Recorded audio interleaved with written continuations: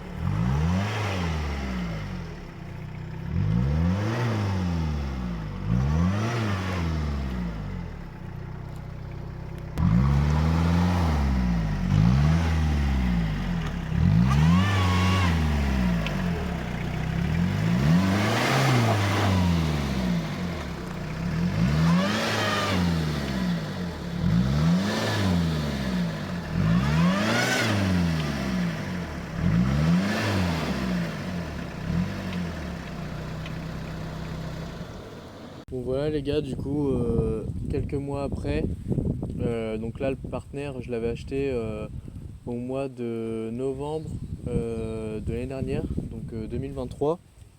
Et donc le moteur, comme pour ceux qui suivent, c'était un i 9 TD qu'il y avait dedans. Donc le moteur a lâché. Je suis tombé en panne au mois de je suis tombé en panne au mois de décembre avec, donc début décembre. En faisant justement la vidéo, là, je me rendais du coup sur un terrain de 4x4 et du coup, je suis tombé en panne 1 km avant le terrain de 4x4. Donc, ce que j'ai fait, c'est qu'il y avait un pote à moi qui était avec moi. Donc, il m'a tiré avec sa 205 jusqu'au terrain. On a essayé de le redémarrer et tout. Donc, pour moi, il a fait une surchauffe, même s'il paraissait pas chaud à ce moment-là. Il a fait une segmentation ou un truc comme ça parce qu'il avait plus de compression, je trouve, quand on essayait de le démarrer et tout. Donc après ça, il m'a retiré avec sa 205. Donc je vais vous mettre la vidéo justement. Je vais vous mettre la vidéo où il me tire, le passage que j'ai.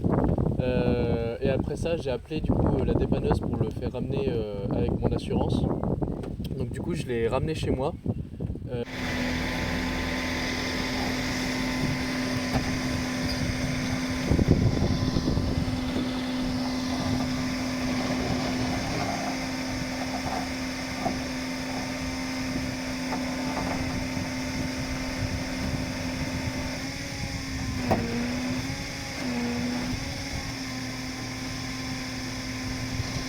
Je l'ai ramené chez moi, pareil, du coup quelques jours après, ça s'est passé un week-end et je l'ai ramené le lundi ou le mardi chez moi. Donc après ça, il est resté 5 mois chez moi. Et là, je vais vous mettre les vidéos. Donc je viens de le bouger là, il y a pas longtemps là, donc hier quoi. Et donc du coup, je l'ai emmené chez un pote à moi qui lui va me faire le swap. Donc je vais vous montrer les quelques vidéos que j'ai du moteur. Donc je vous dis pas c'est quoi comme moteur. Vous verrez, pour ceux qui savent, dites-moi dans les commentaires quel moteur vous pensez que je vais mettre dedans.